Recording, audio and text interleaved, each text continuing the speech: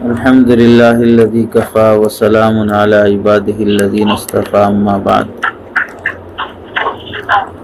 فأعوذ بالله من الشيطان الرجيم بسم الله الرحمن الرحيم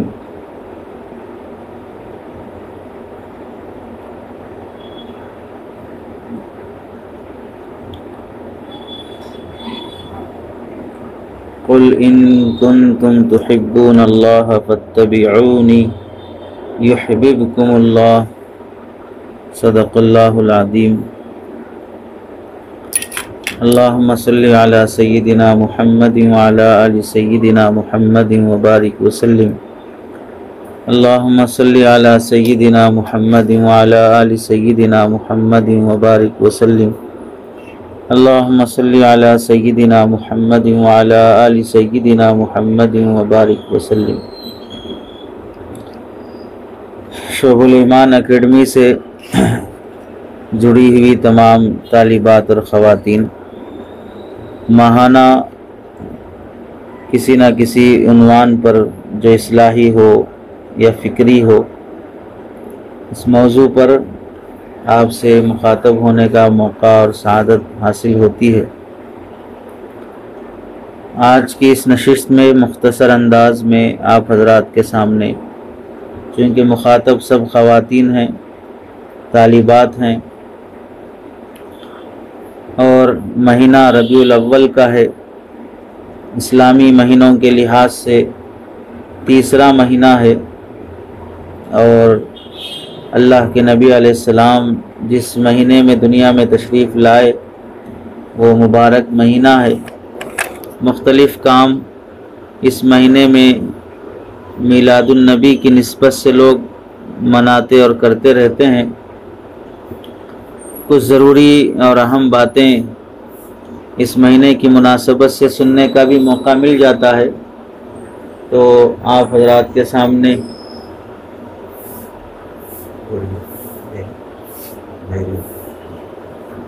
ربیع الاول کی مناسبت سے بھی کچھ باتیں اور آپ سے متعلقہ مضمون محبت رسول سے متعلق بھی کچھ باتیں عرض کی جائیں گی۔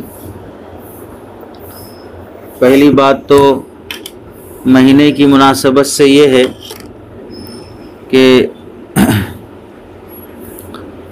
ربیع الاول اسلامی مہینوں میں تیسرا مہینہ ہے۔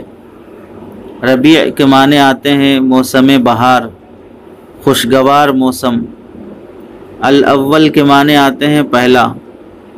ربیع الاول کے معنی ہے پہلا موسم بہار۔ پہلا موسم بہار یعنی وہ موسم جس میں کلیاں اور پھول کھلتے ہیں اور جس میں پھل لگنے شروع ہوتے ہیں، اس موسم کو موسم بہار کہا جاتا ہے۔ موسم دراصل بہار کے لحاظ سے دو ہوتے ہیں، ایک موسم بہار پہلا اور دوسرا موسم بہار دوسرا۔ پہلے موسم بہار کو ربیع الاول کہتے ہیں، دوسرے موسم بہار کو ربیع الثانی کہتے ہیں۔ پہلے موسم بہار میں پھل اور پھول اور کلیاں لگنا شروع ہوتی ہیں، دوسرے موسم بہار میں پھل پھول اور کلیاں پک کر وہ فائدہ اٹھانے کے قابل ہو جاتے ہیں۔ جن مہینوں میں یا جس زمانے میں اس مہینے کا نام ربیع الاول رکھا گیا، اس زمانے میں ربیع الاول ہمیشہ موسم بہار میں آیا کرتا تھا۔ اب چاہے ربیع الاول موسم بہار میں آئے یا نہ آئے، گرمی کے موسم میں آئے یا سردی کے موسم میں آئے، بارش کے موسم میں آئے، بہر صورت اس مہینے کا نام اب بدلا نہیں جائے گا۔ نام رکھتے وقت رکھ دیا گیا، جیسے ہمارے سماج میں بھی رواج ہے کہ بچہ اگر بقرعید کے مہینے میں پیدا ہوا تو اس کا نام ابراہیم خلیل اللہ یا اسماعیل ذبیح اللہ اس طرح نام رکھا جاتا ہے۔ پھر ایسا نہیں ہوتا کہ مہینہ چلا گیا تو پھر اس کا نام ابراہیم اور اسماعیل سے نکال کر دوسرا رکھ دیا گیا۔ کبھی ایسا بھی ہوتا ہے کہ بعض گاؤں دیہات میں بچہ رجب کے مہینے میں پیدا ہوا تو نام ہی رجب رکھ دیتے ہیں۔ کبھی ایسا ہوتا ہے کہ ربیع الثانی کے مہینے میں پیدا ہوا تو بچے کا نام عبد القادر رکھ دیتے ہیں۔ اولیاء کا مہینہ ہے ولیوں کے نام پر، تو مہینہ گزر گیا تو بچے کا نام بدل دیا گیا۔ ہاں، بدلنے کا رواج ہے اس صورت میں کہ بچے کا نام رکھا گیا، زیادہ روتا ہے، زیادہ بیمار ہوتا ہے، زیادہ شرارت کرتا ہے، زیادہ ستاتا اور پریشان کرتا ہے، تو پھر خیال ہوتا ہے کہ بچے کا نام بدل دینا چاہیے، شاید اس نام کی وجہ سے بچہ رو رہا ہے اور اس نام کا اثر بچے پر صحیح نہیں ہو رہا ہے۔ نام بدلنے سے زیادہ تربیت کی طرف بچوں کو صبح شام منزل پڑھ کر دم کرنے کی طرف، صبح شام آیت الکرسی اور معوذتین پڑھ کے دم کرنے اور حصار کرنے کی طرف توجہ نہیں دیتے، سمجھتے ہیں کہ نام بدل دیا جائے تو بس کافی ہے، اثرات بدل جائیں گے، بچہ رونا اور ستانا پریشان کرنا بند کر دے گا۔ باپ کا نام اچھا ہے پھر بھی باپ ستا رہا ہے، پریشان کر رہا ہے، تو باپ کا نام بدلا نہیں جاتا، صرف بچہ ستائے تو نام بدل دیتے ہیں۔ کتنے شوہر ہیں جو بیویوں کو ستا رہے ہیں، کتنی بیویاں ہیں جو شوہروں کو ستا رہی ہیں، کبھی وہاں خیال نہیں آتا کہ شوہر بہت زیادہ ستا رہا ہے، نام بدل دینا چاہیے، بیوی بہت زیادہ ستا رہی ہے، نام بدل دینا چاہیے۔ نام بدلنے کی بات صرف کب آتی ہے؟ جب بچہ بچہ ہو، جب بچہ بڑا ہو جائے تو پھر وہ کتنا بھی ستائے تو وہاں پر نام بدلنے کی بات نہیں آتی ہے۔ یعنی ایسا خیال ہے کہ نام کے اثرات صرف بچپن میں ہوتے ہیں، بڑے ہونے کے بعد اثرات نہیں ہوتے۔ نام کا اثر کم ہوتا ہے، تربیت کا اثر زیادہ ہوتا ہے۔ تربیت اچھی ہوتی رہے، بچوں کو قرآن اور منزل اور حفاظت کی دعائیں سنانے، دم کرنے، پڑھ کر دم کر کے پانی پر پلانے کا اہتمام ہوتا رہے، تو پھر چاہے بچہ بچہ ہو یا بڑا بڑا ہو، وہاں پر اس کا کچھ فرق نہیں پڑتا۔ آپ علیہ السلام نے صحابہ اکرام میں سے بھی بعض صحابہ کے نام بدلے ہیں، معنی غلط ہونے کی وجہ سے، بلا وجہ نہیں بدلے ہیں۔ جہاں معنی غلط ہو گیا وہاں پر آپ نے نام بدلا ہے، جہاں معنی صحیح ہے محض اس وجہ سے کہ ستا رہا ہے، پریشان کر رہا ہے، اس وجہ سے نام بدلا ہو۔ تو ربیع الاول کا نام بھی جس زمانے میں رکھا گیا، بس وہاں پر اس زمانے میں وہ موسم بہار تھا۔ اب چاہے موسم بہار ہو، موسم خزاں ہو، پتجھڑ کا موسم ہو، گرمی کا موسم ہو، بہر صورت ربیع الاول کے مہینے کا نام یا کسی بھی مہینے کا نام بدلا نہیں جائے گا۔ دوسری بات یہ ہے آپ علیہ السلام کی ولادت کا سال کون سا ہے۔ تیسری بات ہے آپ علیہ السلام کی ولادت کا مہینہ کون سا ہے۔ چوتھی بات ہے آپ علیہ السلام کی ولادت کا وفات کا مہینہ کون سا ہے۔ چوتھی بات ہے آپ علیہ السلام کی وفات کا دن کون سا ہے۔ پانچویں بات ہے آپ علیہ السلام کی ولادت کی تاریخ کون سی ہے۔ اور چھٹی بات ہے آپ علیہ السلام کی ولادت کا دن کون سا ہے۔ ساتویں بات ہے آپ علیہ السلام کی وفات کی تاریخ کون سی ہے۔ تو پہلی بات آپ علیہ السلام کی ولادت کا سال،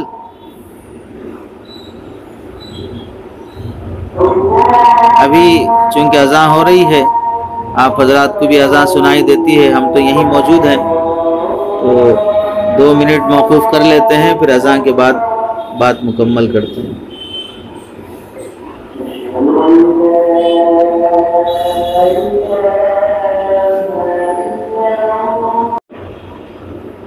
آپ صلی اللہ علیہ وسلم کی ولادت کا سال ہے عام الفیل، یعنی وہ سال جس سال ابرہہ اپنے ہاتھیوں کا قافلہ لے کر کعبۃ اللہ کو نعوذ باللہ شہید کرنے کے لیے آیا تھا، اس سال آپ علیہ السلام کی ولادت ہوئی ہے۔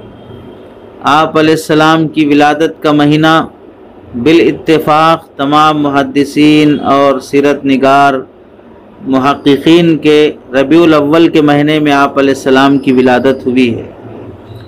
آپ علیہ السلام کی وفات کا مہینہ، اس میں بھی اختلاف ہے، اس میں بھی اتفاق ہے کہ تمام محدثین اور سیرت نگار محققین فرماتے ہیں کہ ربیع الاول کے مہینے میں ہی آپ کی وفات ہوئی ہے۔ آپ علیہ السلام کی ولادت کا دن اور وفات کا دن، اس میں بھی تمام محدثین اور سیرت نگار محققین کا اتفاق ہے کہ آپ علیہ السلام کی ولادت کا دن بھی پیر کا دن ہے اور وفات کا دن بھی پیر کا دن ہے۔ پیدائش بھی پیر کے دن ہوئی ہے، وفات بھی پیر کے دن ہوئی ہے۔ آپ علیہ السلام کی ولادت کی تاریخ کہ کون سی ڈیٹ میں آپ علیہ السلام پیدا ہوئے ہیں، اس میں محدثین کا اختلاف ہے۔ بعض روایتوں میں آتا ہے کہ آپ یکم ربیع الاول کو پیدا ہوئے، بعض روایات میں ہے کہ 2 ربیع الاول، بعض میں 8 ربیع الاول، بعض میں 9 ربیع الاول، بعض میں 10 ربیع الاول، بعض روایات میں 12 ربیع الاول، بعض روایات میں 18 ربیع الاول۔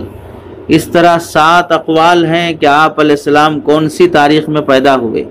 تمام محدثین اور سیرت نگار محققین اس بات پر اتفاق نہیں کرتے ہیں کہ آپ علیہ السلام متعین طریقے سے 12 ربیع الاول ہی کو پیدا ہوئے ہیں۔ ایسا یقینی طور پر اتفاقی قول کسی سے ثابت نہیں ہے، اختلاف بہر صورت انہی محدثین سے منقول ہے، لیکن مشہور 12 ربیع الاول ہے۔ اسی واسطے میلاد منانے والے، جلوس نکالنے والے اور سڑکوں پر ناچنے والے، ڈی جے بجانے والے، جھنڈیاں لٹکانے والے اپنے اپنے لحاظ سے اظہار محبت اور عشق رسول کے دعوے دار، یہ سب حضرات 12 ربیع الاول کو ہی وہ سارے تماشے کرتے ہیں جو آپ علیہ السلام کی پیدائش کے دن آپ صلی اللہ علیہ وسلم سے اور صحابہ اکرام سے اور اولیاء اعظام سے کسی سے ثابت نہیں ہے۔ آپ علیہ السلام کی وفات کی تاریخ کون سی ہے؟ دن تو طے ہے کہ پیر کے دن ہی آپ علیہ السلام کی وفات ہوئی ہے۔ تاریخ میں بھی اختلاف ہے کہ آپ علیہ السلام 2 ربیع الاول میں وفات پائے ہیں یا آپ علیہ السلام 12 ربیع الاول میں وفات پائے ہیں۔ بعض روایات میں 2 ربیع الاول کا قول ہے، بعض روایات میں 1 ربیع الاول کا قول ہے۔ بہر صورت وفات پانے کی تاریخ میں بھی اختلاف ہے۔ اسی طرح ایک بات ہم کو یہ سمجھنا ہے کہ اللہ تعالیٰ اپنے نبی پر وحی نازل فرمایا، پچھلی قوموں کی خبریں سنائی، جن قوموں کو اللہ نے ہلاک فرمایا ان کے بھی واقعات سنائے، پچھلے گزرے ہوئے نبیوں کے کارنامے سنائے، وحی کے ذریعے سے قیامت تک آنے والی بہت سی اہم امور کی اطلاع فرمائی۔ قیامت سے پہلے نزول مسیح علیہ السلام، ظہور مہدی علیہ الرضوان اور دابۃ الارض اور دجال کا آنا، بہت سے وہ علامتیں آپ علیہ السلام کو بتائی گئیں اور آپ نے امت کو بتایا جو آپ کے علاوہ کوئی بتا نہیں سکا۔ اور آپ کے صحابہ وہ تھے جو انسانوں کے نسب کو نہیں بلکہ جانوروں کے نسب کو بھی یاد رکھا کرتے تھے۔ قرآن کے ایک ایک لفظ کو انہوں نے محفوظ رکھا، حدیث کی ایک ایک جملے کو انہوں نے محفوظ رکھا۔ اس کے باوجود بھی کیا حکمت خداوندی ہے کہ نہ اللہ رب العزت نے اپنے نبی کے پیدائش کے تاریخ کو محفوظ رکھوایا، نہ وفات کی تاریخ کو محفوظ رکھوایا، کہ صحابہ اکرام میں بھی اختلاف ہو گیا کہ آپ کی پیدائش کی تاریخ کون سی ہے، اور بعد میں نقل کرنے میں بھی اختلاف ہو گیا کہ آپ علیہ السلام کی وفات کی تاریخ کون سی ہے۔ کیا صحابہ کے بارے میں ایسا گمان کیا جا سکتا ہے کہ وہ آپ علیہ السلام سے نعوذ باللہ محبت نہیں کرتے تھے، اس واسطے ڈیٹ آف برتھ یاد نہیں رکھ سکے؟ کیا صحابہ اکرام کے بارے میں گمان ہو سکتا ہے کہ نعوذ باللہ وہ اللہ کے نبی کے سچے عاشق نہیں تھے، اس واسطے وہ اللہ کے نبی علیہ السلام کی وفات کا دن یاد نہیں رکھ سکے؟ جبکہ وہ جانوروں کا نسب بھی یاد رکھتے ہیں، نسل بھی یاد رکھتے ہیں، ایک ایک لفظ یاد رکھتے ہیں، اور پورا قرآن انہوں نے ازبر یاد رکھ کر ہی محفوظ کیا ہے۔ پرنٹ کیا ہوا قرآن تو ان کے پاس موجود نہیں تھا، وہ الگ الگ کپڑے پر اور درخت کی چھال پر اور چمڑے پر، ہڈی پر، پتھر پر، کاغذ اور درخت کے ورق پر لکھ کر محفوظ رکھا کرنے والے وہ اللہ کے نبی علیہ السلام کے پیدائش کا اور وفات کا ڈیٹ کیوں یاد نہیں رکھ سکے؟ اس سلسلے میں بہت بڑی حکمت کی بات یہ ہے، اللہ تعالیٰ انہی دنوں کو اور انہی تاریخوں کو متعین طریقے سے بندوں کو بتاتے ہیں، جن تاریخوں میں بندوں کو کچھ کرنے کے کام ہوتے ہیں، عبادتیں ہوتی ہیں۔ عید الفطر کا دن ہے، عید الاضحیٰ کا دن ہے، جمعہ کا دن ہے، یہ متعین ہے کہ رمضان کے بعد شوال کا پہلا دن وہ عید الفطر کا دن ہے، اور ذی الحجہ کا 10واں دن وہ عید الاضحیٰ کا دن ہے، اور جمعہ کا دن وہ تو سب جانتے ہیں۔ ان دنوں کو اللہ نے متعین کر دیا، وجہ یہ ہے کہ ان دنوں میں نماز ہے، عیدگاہ جانا ہے، خطبہ پڑھنا ہے، نمازیں ادا کرنی ہیں، عبادت ادا کرنی ہے۔ اور آپ علیہ السلام جس دن پیدا ہوئے ہیں، جس تاریخ میں پیدا ہوئے ہیں اور جس تاریخ میں وفات پائے ہیں، اس تاریخ میں امت کو کوئی مخصوص عبادت کرنا نہیں ہے۔ اسی واسطے ان تاریخوں کو اللہ نے امت کو یاد رکھوانے کا اہتمام بھی نہیں فرمایا۔ چنانچہ شب قدر بھی بڑی اہم رات ہے، لیکن اس کے باوجود بھی شب قدر متعین نہیں ہے کہ وہ کون سے تاریخ میں آئے گی۔ سارے سال میں ہو سکتی ہے، سارے رمضان میں ہو سکتی ہے، آخری عشرے میں ہو سکتی ہے، طاق راتوں میں کوئی بھی رات ہو سکتی ہے۔ وجہ کیا ہے؟ شب قدر میں بھی کوئی متعین عبادت نہیں ہے۔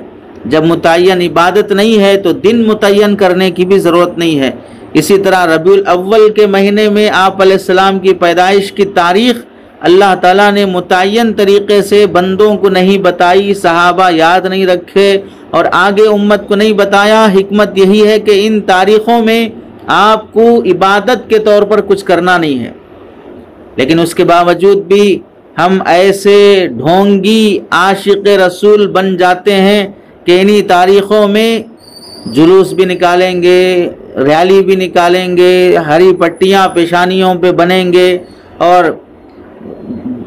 بڑی بڑی کاروں اور بلیٹ جیسی گاڑیوں میں سیلنسر نکال کر زور زور سے شور شرابے آوازیں کرتے ہوئے اور ٹرافک جام کرتے ہوئے اور سگنلوں کے پاس کھڑے ہو کر یا رسول اللہ کے نعرے لگاتے ہوئے، جہاں ایک طرف غیر مسلم لوگ وہ مسلمانوں کے ایریوں سے گزر کر JSR کے نعرے لگائیں گے اور بھارت ماتا کے نعرے لگائیں گے، جے شری رام کے نعرے لگائیں گے، وہاں پر ہمارے مسلمان نوجوان بعض مرتبہ سڑکوں پر اور ٹریفک کے پاس اور سگنلوں کے پاس کھڑے ہو کر نعرے رسول لگائیں گے۔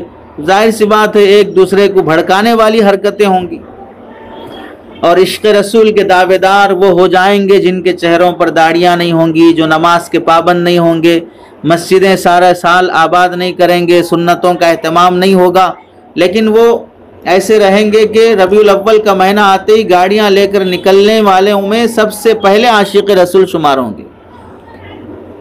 نماز پڑھانے والے امام صاحب، 5 وقتہ تہجد کا اہتمام کرنے والے اللہ کے نیک بندے، درود کا اہتمام کرنے والے بندیاں، یہ سب لوگ عاشق رسول نہیں ہیں۔ جو گاڑیوں پہ نکلیں، جو جلوس نکالیں، جو جھنڈیاں باندھیں اور جو نعرے لگائیں، عشق رسول وہی، وہ عاشق رسول وہی کہلائیں گے۔ اور دوسری بڑی اہم بات یہ بھی سمجھنا ہے کہ اللہ تعالیٰ نے وفات کا دن بھی ایک ہی رکھا اور پیدائش کا دن بھی ایک ہی رکھا۔ پیر کے دن ہی آپ علیہ السلام کی پیدائش ہوئی اور پیر کے دن ہی آپ علیہ السلام کی وفات ہوئی ہے۔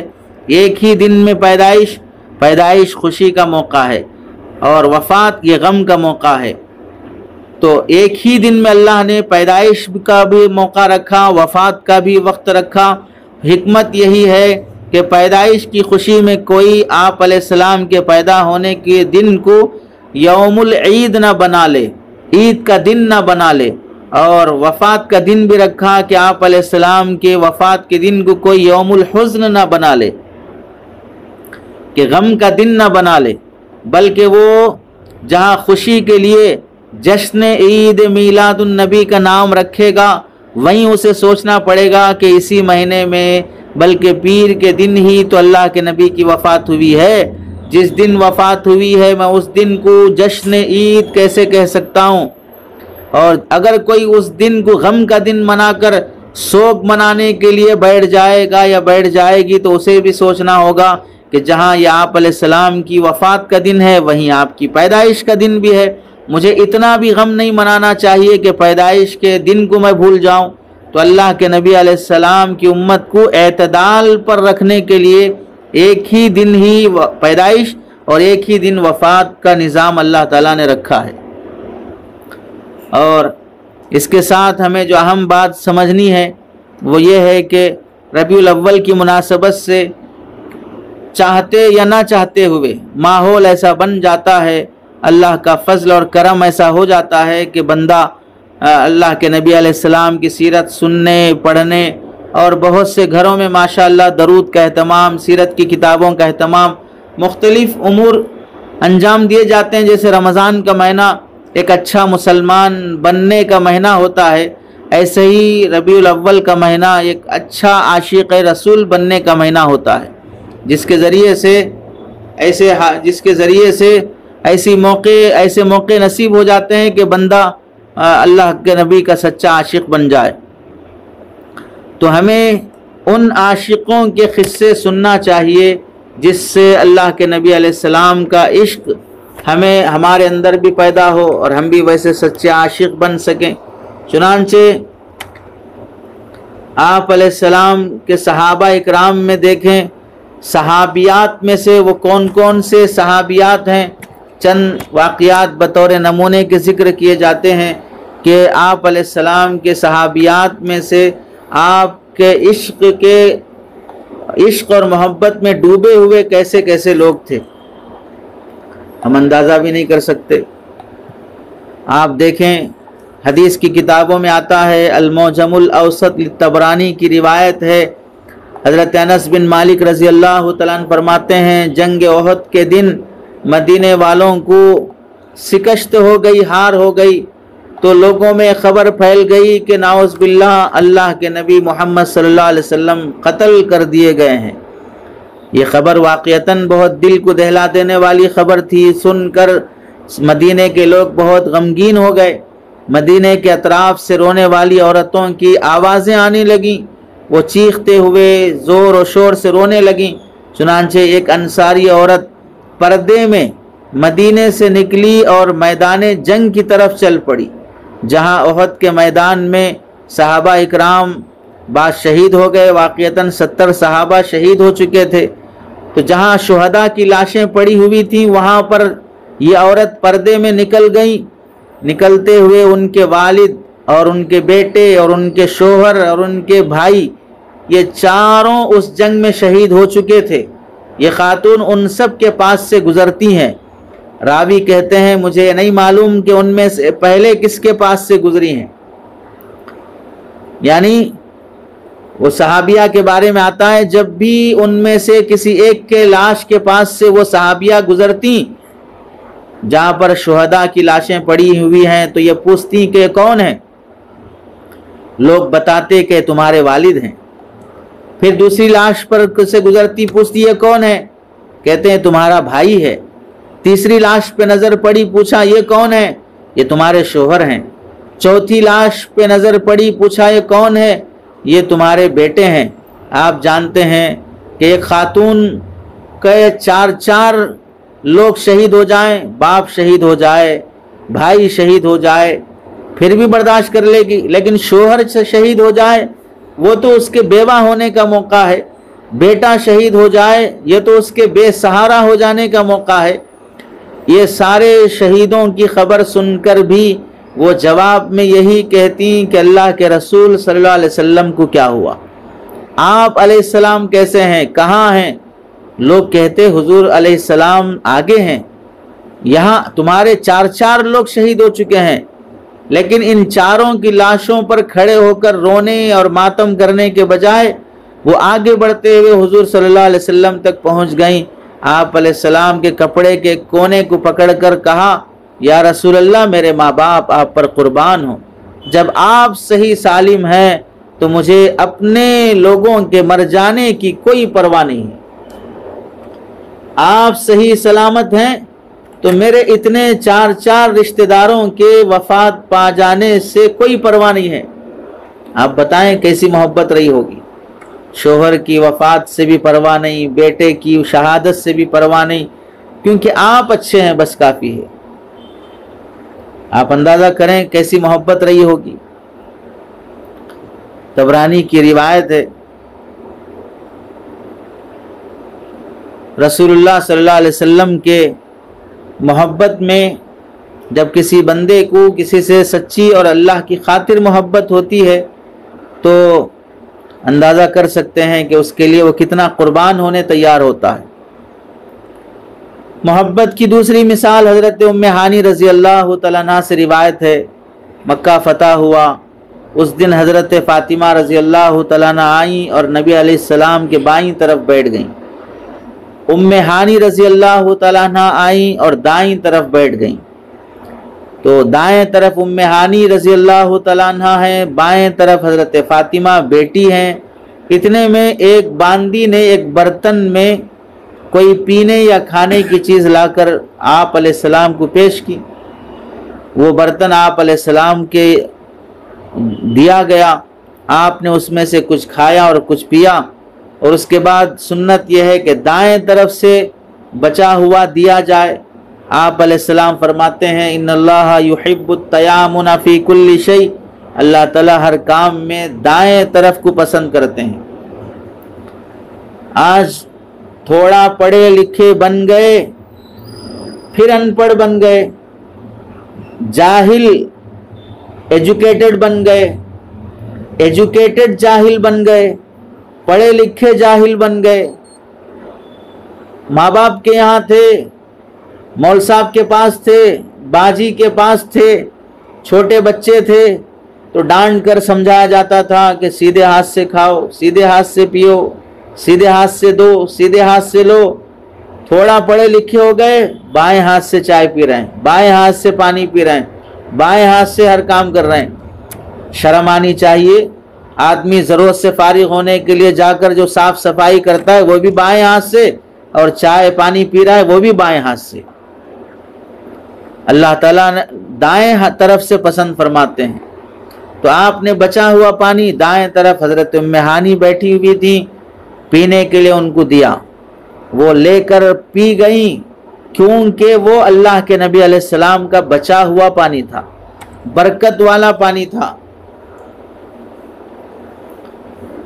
تو پی گئیں اور کہنے لگیں یا رسول اللہ لقد افطرت وکنت صائمۃ، یا رسول اللہ میں نے آپ کا بچا ہوا برکت والا پانی پی لیا اور میں نے اپنا روزہ توڑ دیا، میں روزے سے تھی. لیکن چونکہ نفل روزے کے مقابلے میں آپ کے بچے ہوئے اس، اگر ہماری زبان میں کہا جائے جھوٹا جسے بولتے ہیں، بچا ہوا پانی، یہ جتنا برکت والا ہے، نفل روزے کا ثواب اور اس کی فضیلت میں بعد میں بھی حاصل کر سکتی ہوں، لیکن آپ کے بچے ہوئے کی برکت شاید بعد میں ملے کہ نہ ملے. اس لیے روزہ توڑ کر آپ علیہ السلام کے بچے ہوئے پانی کو نوش فرما لیا. آپ علیہ السلام نے پوچھا کہ یہ روزہ تمہارا رمضان کا قضا روزہ تھا یا منت کا روزہ تھا؟ تو انہوں نے کہا کہ یا رسول اللہ یہ نفل روزہ تھا، یہ رمضان کا قضا یا منت کا نہیں تھا. تو آپ نے فرمایا پھر تو کوئی حرج کی بات نہیں ہے، نفل روزہ اس طرح کے وجوہات سے توڑا جا سکتا ہے. چنانچہ علماء نے لکھا ہے کہ اگر تمہارے گھر کوئی مہمان آئے اور اس کا اصرار ہو مہمان نوازی کے موقع پر کہ وہ تمہارے ساتھ ہی کھانا کھائے گا، حالانکہ مہمان کو ایسے اصرار نہیں کرنا چاہیے، لیکن اگر وہ اصرار کرتا ہے اور ہم اس دن اتفاقاً روزے سے ہوں تو پھر ہم اس مہمان کا دل رکھنے کی خاطر اپنا نفل روزہ توڑ دیں تو فقہا نے لکھا ہے کہ گناہ نہیں ہوگا. مہمان کا دل رکھنے کے لیے نفل روزہ توڑ دیں تو گناہ نہیں ہوگا. اس سے آپ مہمان کا اندازہ، مہمان کے مقام کا اور اس کے مرتبے اور اس کے اکرام کا اندازہ لگا سکتے ہیں. اور اس واقعے سے آپ علیہ السلام سے محبت کا اندازہ لگائیں کہ آپ کے بچے ہوئے کو پینے کی خاطر روزہ توڑنے تیار ہیں.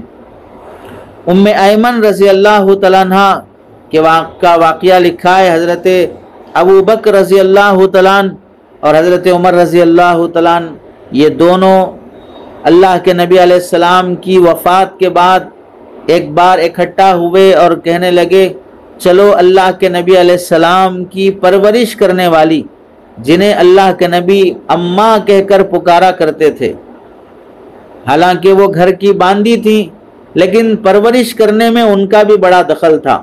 اللہ کے نبی کو بچپن میں پالا تھا۔ حضرت ام ایمن رضی اللہ تعالیٰ عنہ ماں کا مقام رکھتی تھیں۔ ملنے کے لیے چلتے ہیں، اللہ کے نبی دنیا سے پردہ فرما گئے لیکن پالنے والی ماں وہ موجود ہے، ان کی زیارت کو جاتے ہیں، ان سے ملاقات کرتے ہیں۔ تو جس طرح ہم اللہ کے نبی علیہ السلام کی زیارت کو جایا کرتے تھے، ایسے ہی ان سے ملاقات کے لیے جائیں گے۔ وہ اللہ کے نبی کی ماں کی حیثیت رکھتی ہیں۔ جب ہم وہاں پہنچے تو حضرت ام ایمن رضی اللہ تعالیٰ عنہ رونے لگی۔ دونوں حضرات حضرت ام ایمن رضی اللہ تعالیٰ عنہ سے پوچھا کہ آپ کیوں روتی ہیں؟ جو اللہ کے پاس ہے وہ اس کے رسول صلی اللہ علیہ وسلم کے لیے بہت بہتر ہے، یعنی آپ دنیا سے پردہ فرما گئے تو اللہ کے پاس ہیں، اور اللہ کے پاس جو جاتا ہے وہ نقصان اور گھاٹے میں نہیں ہوتا ہے، وہ تو اللہ کے نبی ہیں، بہت آرام سے رہیں گے، جنت تو ان کے صدقے سے دوسروں کو ملتی ہے۔ تو حضرت ام ایمن رضی اللہ تعالیٰ عنہ کہنے لگی ما ابکی ان لا اکون اعلم ان ما عند اللہ خیر لرسولہ صلی اللہ علیہ وسلم ولیکن ابکی ان الوحی قد انقطع من السماء۔ میں اس وجہ سے نہیں روتی کہ میں یہ نہیں جانتی کہ جو کچھ اللہ کے پاس ہے وہ اللہ کے رسول کے لیے بہت بہتر ہے۔ اللہ کے رسول کے لیے کیا بہتر ہے کیا بہتر نہیں ہے مجھے یہ معلوم نہیں ہے، اس واسطے میں رو رہی ہوں، ایسا نہیں ہے۔ میں بھی جانتی ہوں کہ اللہ کے پاس اللہ کے رسول کے لیے جو کچھ بھی ہے بہت مزے کی چیزیں ہیں، لیکن میں اس وجہ سے روتی ہوں کہ دنیا سے اللہ کے نبی کے چلے جانے سے آسمانوں سے اللہ کی وحی کا سلسلہ ختم ہو گیا۔ اللہ کے رسول رہتے تو آسمان سے اللہ کا پیغام آیا کرتا تھا، قرآن کی آیتیں نازل ہوا کرتی تھیں۔ اب نبی جانے کے بعد نہ کوئی وحی آتی ہے، نہ کوئی پیغام آسمانوں سے آتا ہے، اور نہ کوئی اللہ کی طرف سے امت کی ہدایت اور رہبری کے لیے آیتیں اترتی ہیں۔ بس یہ وحی کا سلسلہ ختم ہو جانے پر رو رہی ہوں، اور وحی وہ نبی کی برکت سے آیا کرتی تھی۔ ہر ایک خاتون کو اللہ کے نبی سے محبت کے الگ الگ پہلو ہوا کرتے تھے۔ کوئی اس واسطے رو رہی ہے کہ اللہ کے نبی کی حیات چاہیے، کوئی اس واسطے قربانی دے رہی ہے کہ وہ اللہ کے نبی علیہ السلام کے بچے ہوئے کو پینا چاہ رہی ہیں، کوئی اس واسطے۔ یہاں ایک بات یہ بھی سمجھیں، حضرت ام ہانی رضی اللہ تعالیٰ عنہ نے جو روزہ توڑا تھا وہ اس واسطے آپ علیہ السلام کے بازو بیٹھیں چونکہ وہ رشتہ دار تھیں اور محرم تھیں، آپ علیہ السلام کی پھوپھی ہوتی ہیں رشتے میں، تو آپ کو حق بنتا ہے کہ بازو بیٹھیں اور بچا ہوا پئیں۔ لیکن آج کوئی خاتون کسی مفتی صاحب کی، کسی عالم صاحب کی، کسی بزرگ کی، کسی بابا کی، کسی عامل صاحب کی، کسی درگاہ پر یا مزار پر بیٹھے ہوئے مجاور کا بچا ہوا پانی یا کھانا، بلکہ فقہا نے لکھا ہے کہ اپنے دیور کا بچا ہوا جھوٹا پانی بھاوچ کو پینے کی اجازت نہیں ہے، مکروہ ہے۔ اس سے خیالات بگڑتے ہیں، بے حیائی پنپتی ہے۔ جیٹ کا پیا ہوا، دیور کا پیا ہوا، بہنوی کا پیا ہوا، گھر کے ہی افراد کا پیا ہوا غیر محرموں کو استعمال کرنے کی اجازت نہیں ہے۔ اس سے بے حیائی پنپتی ہے۔ برتن الگ رکھو، کپڑے الگ رکھو۔ فقہا نے لکھا ہے کہ جو تولیہ، جو ٹول عورت استعمال کرتی ہے اسے دیور استعمال نہ کرے، بھاوج استعمال کرتی ہے اسے دیور استعمال نہ کرے۔ دیور بھائی سمان ہوتا ہے، دیور بیٹے سمان ہوتا ہے، بھاوج ماں سمان ہوتی ہے، یہ سب فالتو باتیں ہیں۔ شریعت جس کو جو درجہ دے رکھا ہے اس درجے میں رہو، عزت رہے گی۔ جہاں درجے بڑھا لیے گھٹا لیے وہاں پر عزتیں لوٹ جاتی ہیں۔ حضرت ام عطیہ رضی اللہ تعالیٰ عنہ کے متعلق لکھا ہے کہ جب بھی اللہ کے نبی علیہ السلام کا نام ان کی زبان پر آتا، جیسے ہم ہمیں حکم ہے کہ صلی اللہ علیہ وسلم پڑھنے کا اہتمام کریں، یہ محبت کی علامت ہوتی ہے۔ ویسے ان کا معمول تھا جب بھی اللہ کے نبی علیہ السلام کا نام زبان پر آتا تو ہمیشہ بی ابی، عربی میں کہتی بی ابی، بی ابی کا مطلب ہے کہ میرے ماں باپ آپ پر قربان ہوں، میرے ماں باپ آپ پر قربان ہوں۔ جب بھی وکانت لا تذکر رسول اللہ صلی اللہ علیہ وسلم ابدا الا قالت بی ابی، حضرت ام عطیہ جب بھی اللہ کے نبی کا نام لیتی تو یہ بار بار کہتی میرے ماں باپ آپ پر قربان ہوں۔ یہ محبوب سے محبت کی علامت ہوتی ہے۔ حضرت ام سلیم رضی اللہ تعالیٰ عنہ کا اللہ کے نبی علیہ السلام سے عقیدت کا جو عالم تھا اسے ہم سن چکے ہیں، آپ لوگ پڑھ چکے ہیں۔ جب آپ ان کے گھر میں استراحت فرماتے، آرام فرماتے اور آپ کا پسینہ مبارک گرنے لگتا خطروں کی شکل میں تو ایک شیشی میں تبرک کے طور پر جمع کر لیتی۔ آپ صلی اللہ علیہ وسلم فرماتے تم اس پسینے سے کیا کرو گی؟ تو حضرت ام سلیم رضی اللہ تعالیٰ عنہ فرماتی ہم اس آپ کے پسینے کو اپنی خوشبو میں ڈالتے ہیں تو وہ خوشبو نہایت معطر ہو جاتی ہے، اس کی خوشبو اور بڑھ جاتی ہے۔ آپ اندازہ کریں پسینے کو عطر میں ڈال رہے ہیں تو عطر کی خوشبو اور بڑھ جاتی ہے۔ اللہ نے رکھا تھا پسینے میں وہ خوشبو آپ علیہ السلام کی، وہ معجزہ آپ علیہ السلام کو عطا کیا تھا۔ ایک بار سرکار دو عالم صلی اللہ علیہ وسلم نے حضرت ام سلیم رضی اللہ تعالیٰ عنہ کے گھر میں جو پانی پینے کا مشکیزہ ہے مٹی کا بنا ہوا، اپنے دہن مبارک منہ مبارک لگا کر آپ نے اسے پیا۔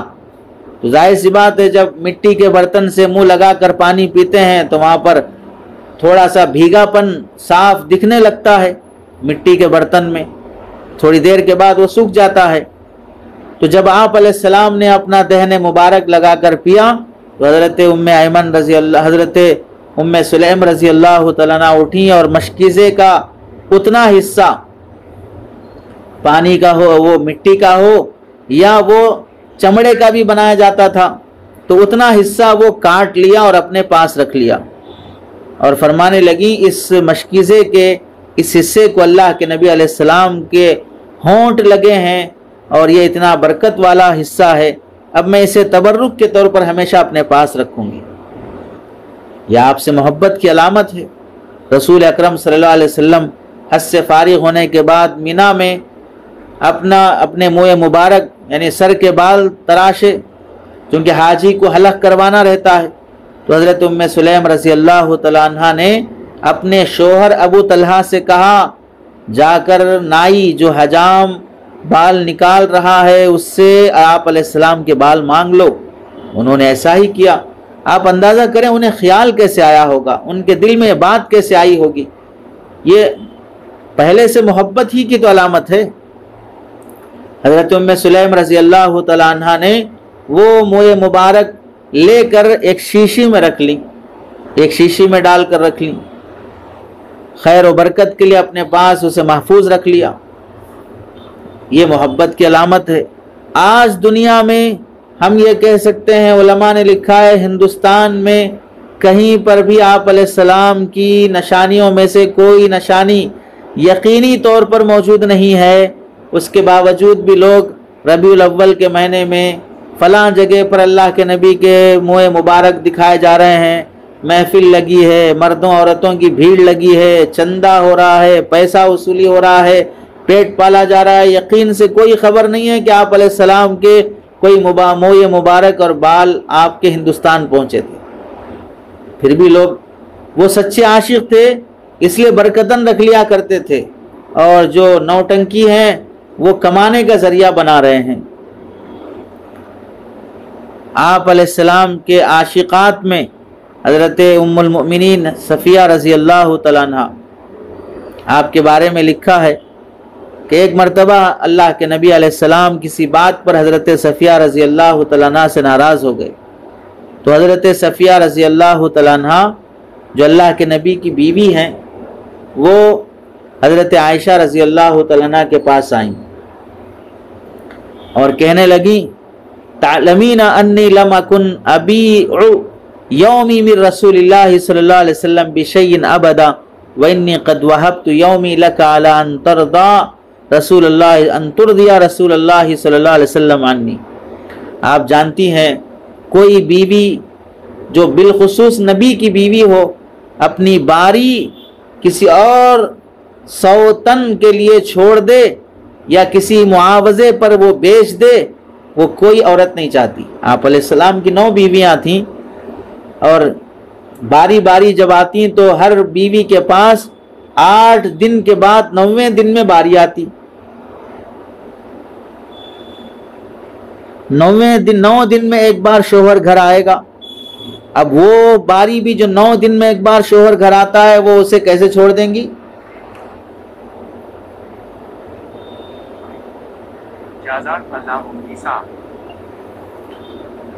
لیکن چونکہ آپ صلی اللہ علیہ وسلم ناراض ہو گئے تھے حضرت صفیہ رضی اللہ تعالیٰ عنہ سے، تو حضرت عائشہ رضی اللہ تعالیٰ عنہ کے پاس پہنچی اور کہنے لگی تم جانتی ہو کوئی بیوی اپنے شوہر کی باری کسی دوسری عورت کو دینا نہیں چاہتی ہیں، لیکن اللہ کے رسول مجھ سے ناراض ہیں، میں تمہیں اپنی باری اس وجہ سے چھوڑ دیتی ہوں کہ تم میری طرف سے اللہ کے رسول کو راضی کر دو کہ اللہ کے نبی مجھ سے راضی ہو جائیں۔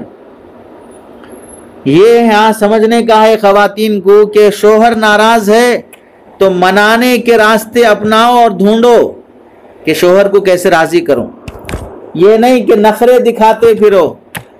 کتنے دن ناراض رہتے دیکھیں گے، بیگ اٹھا لیے، تھیلی اٹھا لیے، کپڑے رکھ لیے، اماں کے گھر چلے گئے، باپ کے گھر چلے گئے، بھائی کے گھر چلے گئے، اور اس کے بعد ہمارے ابو فون کرتے آپ کو، آپ چھوڑے ہیں آپ ہی لے کے جانا، میں آ گئی ہوں، اب آپ آنا ہے تو آ کے معافی مانگ کے لے کے جانا۔ ناراض ہونے کے نخرے دکھانا یہ تو ازواج مطہرات سے اللہ کے نبی کے شان میں ثابت نہیں ہے، تو ہم کیا سمجھتی ہیں خواتین کے کیا آپ میں سے کوئی حضرت عائشہ رضی اللہ تعالیٰ عنہ سے بڑی ہوئی ہیں نعوذ باللہ؟ کیا اپنے شوہر کو درجے اور مقام میں کیا حیثیت کا سمجھتی ہوں گی؟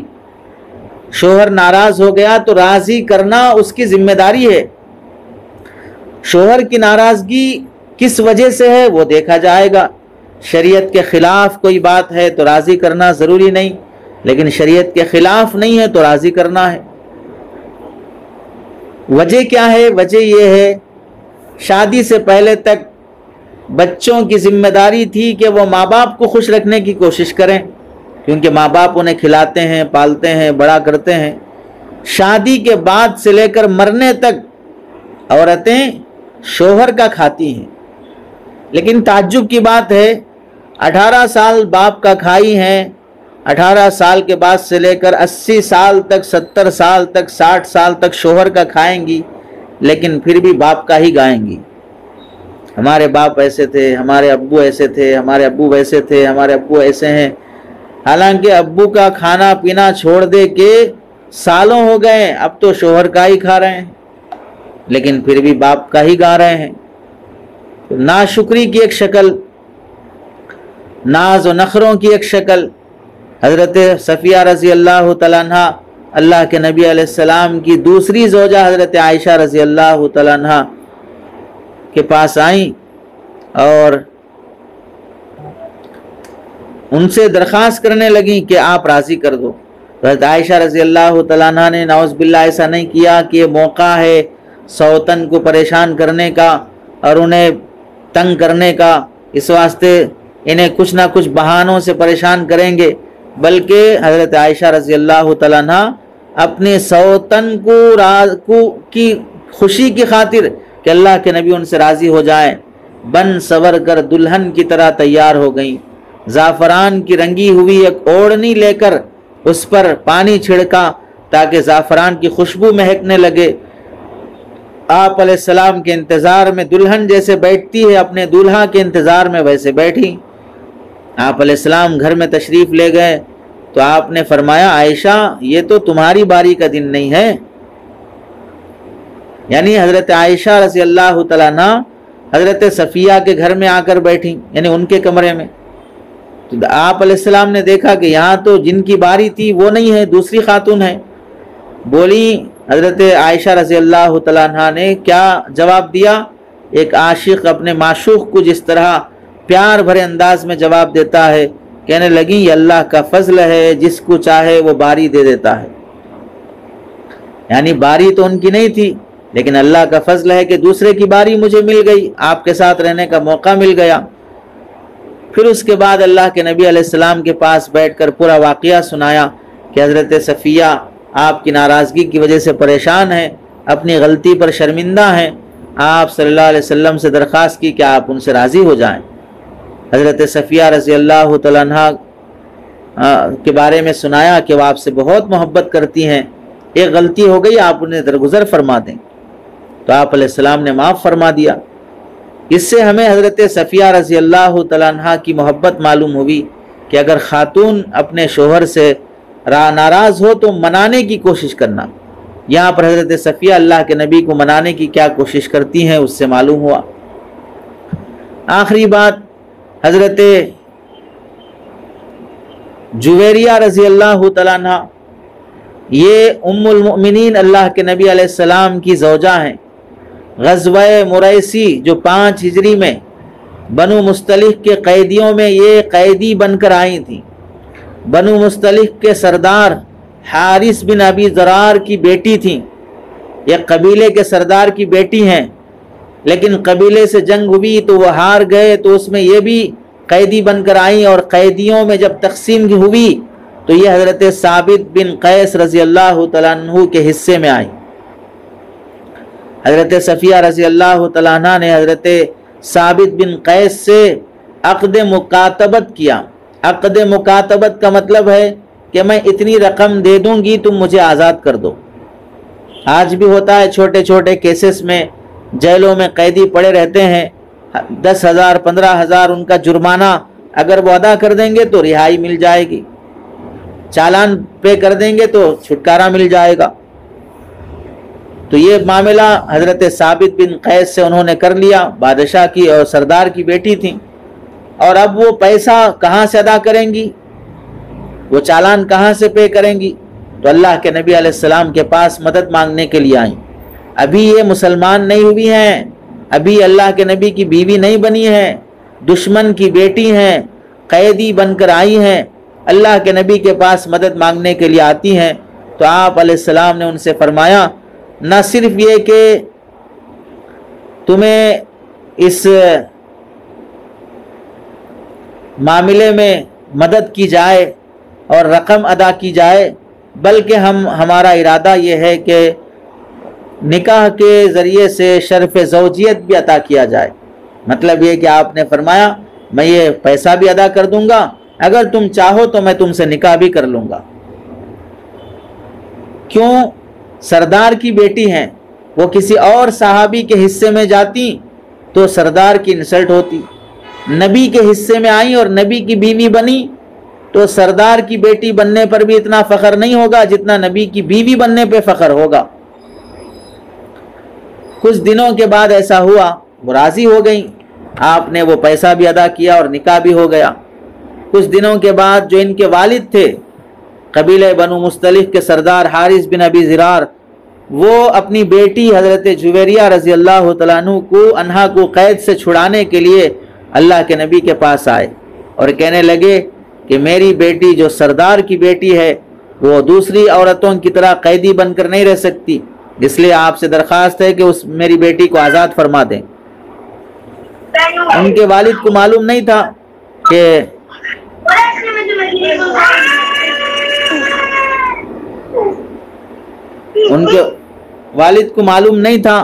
کہ آپ علیہ السلام نے انہیں قیدی بننے سے بھی بچا لیا اور آپ سے نکاح بھی ہو گیا، اور آپ کے نکاح میں ہونے کی جو برکت تھی اس کا بھی احساس نہیں تھا۔ تو حضور صلی اللہ علیہ وسلم نے فرمایا مناسب ہے کہ ہم جویریہ کو ہی اختیار دے دیتے ہیں، وہ چاہے میرے ساتھ رہیں یا چاہے تمہارے ساتھ چلے جائیں، خود ان سے جا کے پوچھ لو، تم باپ ہو، ان سے پوچھ لو کہ وہ کس کے ساتھ رہنا چاہتی ہیں۔ تو باپ اپنی بیٹی، سردار کی بیٹی ہیں، باپ اپنی بیٹی سے پوچھنے کے لیے آئے اور کہنے لگے بیٹی چلو تمہارا کیا جواب ہے، ہمارے ساتھ چلتے ہیں۔ تو بیٹی نے جواب دیا میں آپ کے بجائے اللہ کے رسول کے ساتھ رہنا پسند کرتی ہوں۔ آپ اندازہ کریں کہ چند دنوں میں انہوں نے اللہ کے نبی کے اخلاق، اللہ کے نبی سے محبت کیسی نبھائی اور کیسی دیکھی ہوگی کہ باپ کے ساتھ جانے کے بجائے وہ اللہ کے نبی کے ساتھ رہنا پسند کرتی ہیں۔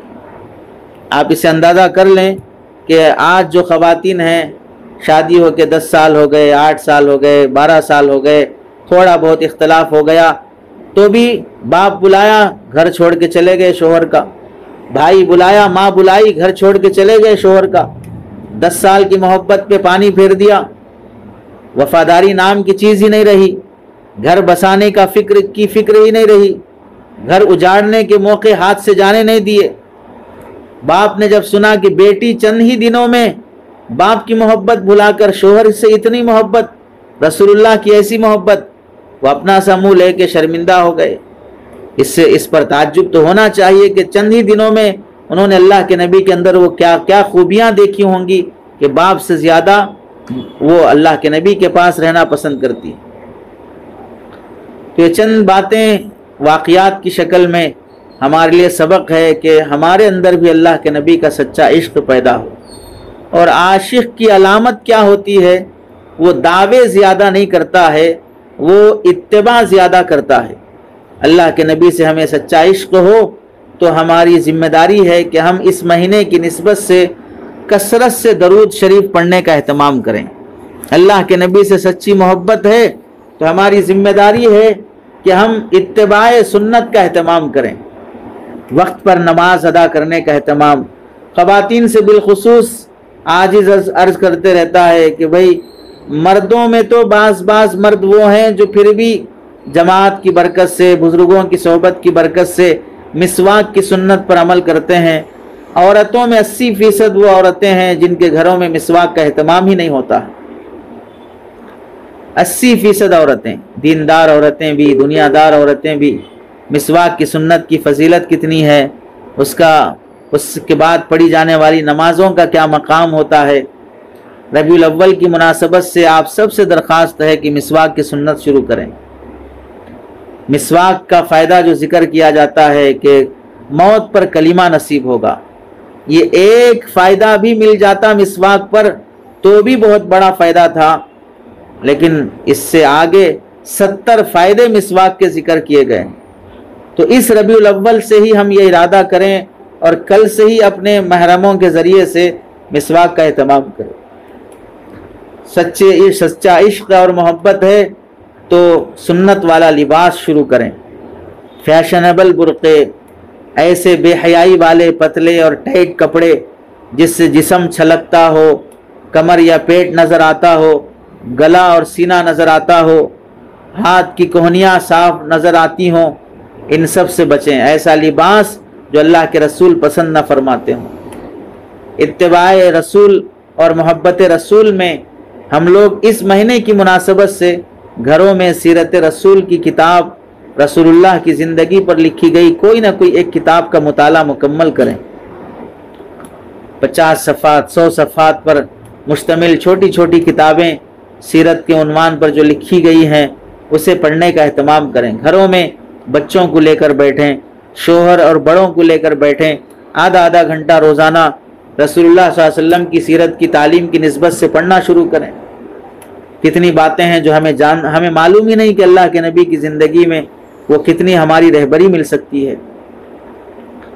اور اس مہینے کی مناسبت سے اللہ کے نبی علیہ السلام کی سیرت پر لکھی گئی کوئی کتاب انگریزی میں ہو، تیلگو میں ہو، ہندی میں ہو، آپ کی سہیلیوں میں جو نان مسلم ہیں، یہ ہندو ہیں، عیسائی ہیں، انہیں آپ اپنے رشتے دوستوں میں، آپ کی آفس میں یا بزنس میں کسی میں بھی وہ شریک ہوں، آپ کے پڑوسی ہوں، انہیں مٹھائی کے ڈبے کے ساتھ وہ کتاب ہدیہ کریں اور انہیں بتائیں یہ مہینہ ہمارے نبی کی پیدائش کا مہینہ ہے، آپ اس مہینے کی خوشی میں ہم آپ کو یہ مٹھائی دے رہے ہیں۔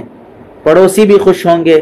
بلڈنگ میں اگر غیر مسلم رہتے ہوں، کام کرنے والی ہمارے پاس غیر مسلم ہو، اس کو بھی آپ ہدیہ دیں کہ ہمارے نبی کی پیدائش کا مہینہ ہے، اور انہیں سیرت کی کتاب دیں۔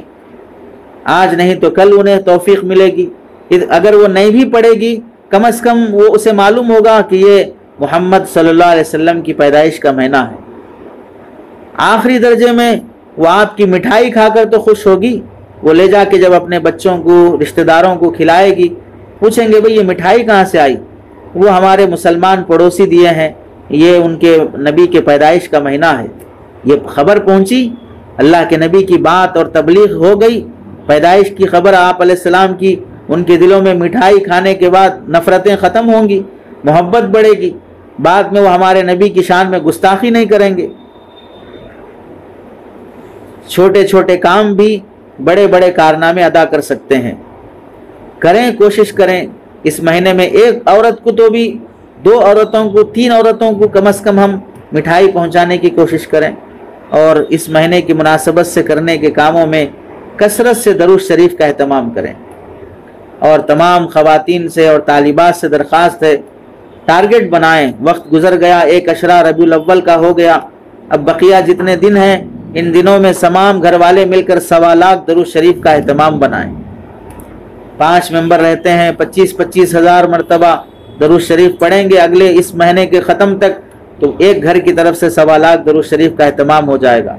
اور کیا پتہ اس درود کی برکت سے جب 20 دن پابندی کے ساتھ ہم روزانہ 1000 2000 3000، چونکہ میرا ٹارگٹ 25,000 کا ہے اور 5 ممبر مل کر 1.25 لاکھ کا ٹارگٹ پورا کرنا ہے، تو اللہ تعالیٰ ان کی اس پابندی پر ربیع الاول کا مہینہ ختم ہونے سے پہلے رسول اللہ کی زیارت کرا دے.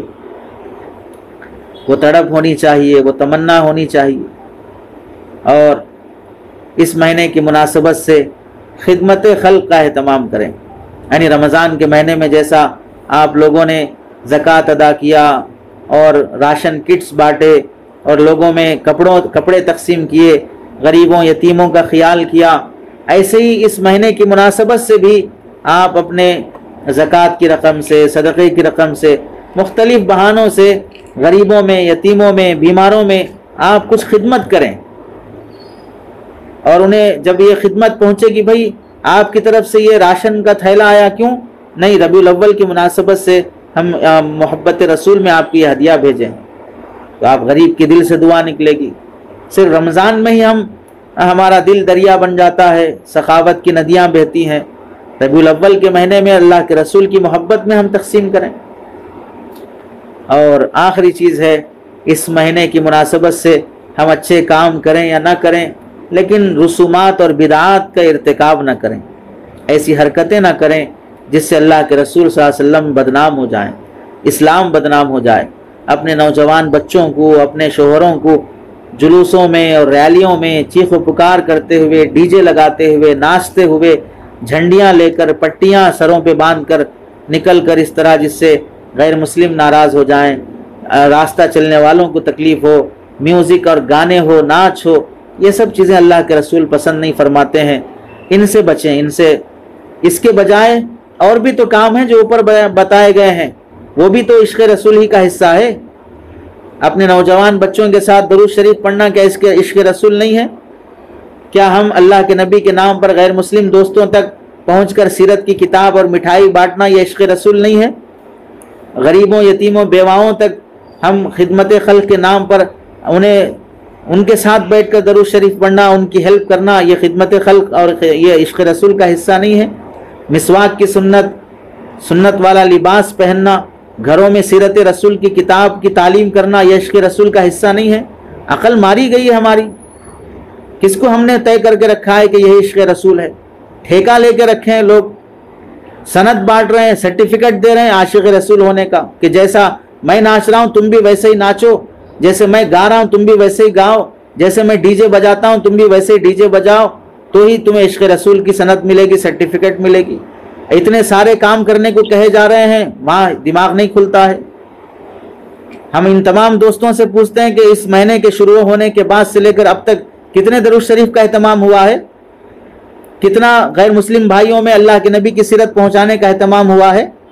کتنا سنت والا لباس، حیا والا لباس اپنی بیٹیوں اور اپنے خاندان میں عام کرنے کا اہتمام کیا ہے؟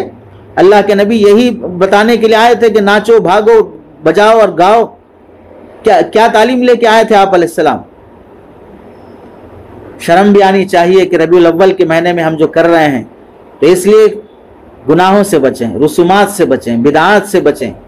اللہ سے دعا ہے کہ اللہ تعالیٰ ہمیں سنی ہوئی باتوں پر عمل کی توفیق نصیب فرمائے۔ آمین۔ وآخر دعوانا الحمد للہ رب العالمین۔